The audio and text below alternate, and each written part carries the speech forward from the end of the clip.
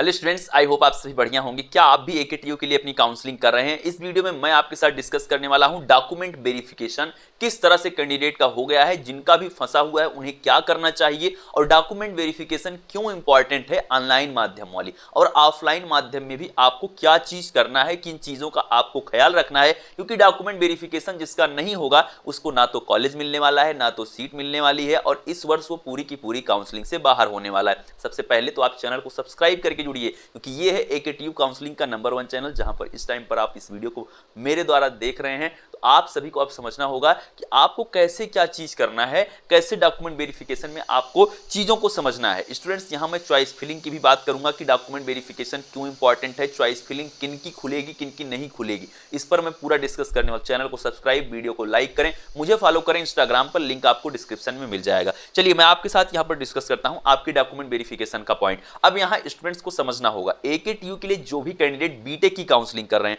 देखिए ये जो आपकी काउंसलिंग है, आपको ये चीज तो आपको क्लियर है कि इस टाइम पर जो आपकी काउंसलिंग के लिए रजिस्ट्रेशन चल रहा है वो एकेटीयू के बीटेक कोर्स के लिए चल रहा है, एमबीए और एमसीए यानी कि सीयूटी पीजी के कोर्स के लिए चल रहा है। अब यहां स्टूडेंट्स आपको समझना होगा, देखिए मैं यहां पर सीयूटी यूजी वालों को भी बताना चाहता हूं कि सीयूटी यूजी की भी जो आपकी काउंसलिंग है उसके लिए भी आपको चीजों को समझना होगा। डॉक्यूमेंट वेरिफिकेशन का प्रोसेस सेम होगा, डॉक्यूमेंट भी सबके लिए सेम ही लगने वाले हैं, कुछ भी अंतर नहीं है, बस सबका एंट्रेंस एग्जाम अलग अलग है। तो सबका स्कोर कार्ड और एडमिट कार्ड, जो एंट्रेंस एग्जाम वाला स्कोर कार्ड है और एंट्रेंस एग्जाम का एडमिट कार्ड है, ये दो चीजें ही बदली हुई हैं। जैसे मान लीजिए आप सीयूटी पीजी के किसी कोर्स में, आप लोग सीयूटी पीजी के थ्रू किसी कोर्स में एडमिशन ले रहे हैं, तो आपको सीयूटी पीजी का एडमिट कार्ड और उसका स्कोर कार्ड आपका लगता है। जेई मेन के थ्रू आप एडमिशन ले रहे हैं तो जेई मेन का आपका एडमिट कार्ड और स्कोर कार्ड लगता है। सीयूटी यूजी के किसी कोर्स में यदि आप एडमिशन लेंगे अंडर ग्रेजुएट प्रोग्राम में, उसके लिए सीयूटी यूजी का आपको स्कोर कार्ड और एडमिट कार्ड देना होगा। ये सिंपल बात है, ये चीज आपकी क्लियर है। इसके अलावा जो आपके डॉक्यूमेंट लगते हैं ऑनलाइन माध्यम में,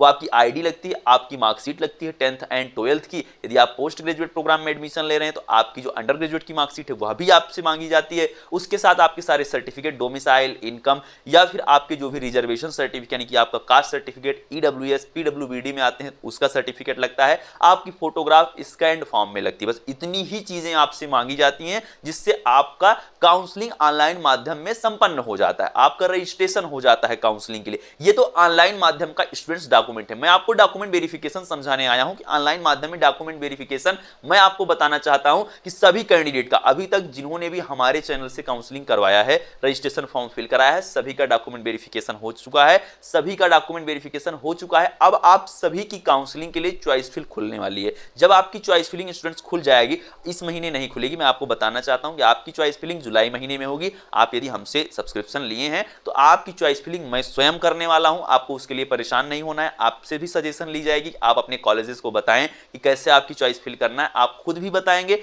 हम आपको भी एक टॉप कॉलेज की लिस्ट देंगे जिसमें top government, top private college की लिस्ट होगी।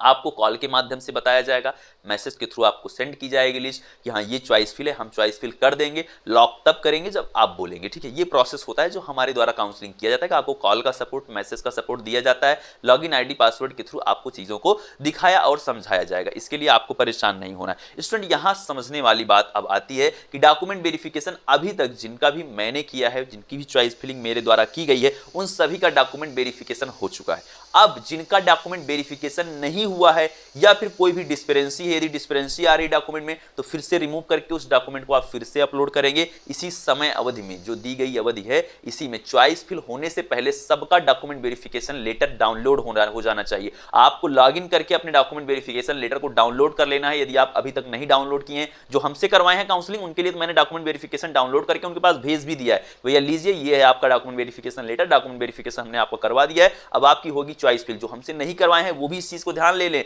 वो भी अपना डॉक्यूमेंट वेरिफिकेशन अब जल्दी से जल्दी डाउनलोड कर लें। और डॉक्यूमेंट वेरिफिकेशन यदि डाउनलोड हो रहा है, नीचे सबसे नीचे देखेंगे तो लिखा हुआ होगा एलिजिबल फॉर काउंसलिंग। जिनके में भी एलिजिबल फॉर काउंसलिंग दिखा रहा है वही काउंसलिंग के लिए एलिजिबल हैं, वही चॉइस फिल के लिए एलिजिबल हैं। जिनके में नहीं दिखा रहा है, इसका मतलब आपके डॉक्यूमेंट में कोई गलती है, आपके मार्क में कोई गलती है। और जो सबसे बड़ी बात है वो ये है कि इसलिए भी आप नहीं एलिजिबल हो सकते हैं, आपने अपने एप्लीकेशन फॉर्म में एंट्रेंस एग्जाम वाले में एकेटीयू को नहीं चूज किया था। ये दो रीजन है जो इस टाइम पर सबसे ज्यादा मेजर हैं। एक तो डॉक्यूमेंट में कोई गलती हुई है आपके, या फिर दूसरा रीजन यही है कि आपने अपने एंट्रेंस एग्जाम में AKTU को चुना ही नहीं, इसीलिए आप पूरी काउंसलिंग से बाहर होते हैं, आप इस काउंसलिंग के लिए एलिजिबल नहीं है। तो जो भी स्टूडेंट यहां पर डॉक्यूमेंट वेरिफिकेशन के लिए चाहते हैं कि मेरा डॉक्यूमेंट वेरिफिकेशन इजीली हो जाए, वो डॉक्यूमेंट को सही सही अपलोड करें, 2-4 दिन का इंतजार करिए, डॉक्यूमेंट को एकदम दुरुस्त से बनाइए, सब कुछ सारे डॉक्यूमेंट अच्छे से बनाइए, उनको देखिए, अपना नेम, फादर नेम सब कुछ आप मैच करवाइए, उसके बाद ही आप अपलोड करिए, कोई जल्दबाजी नहीं है।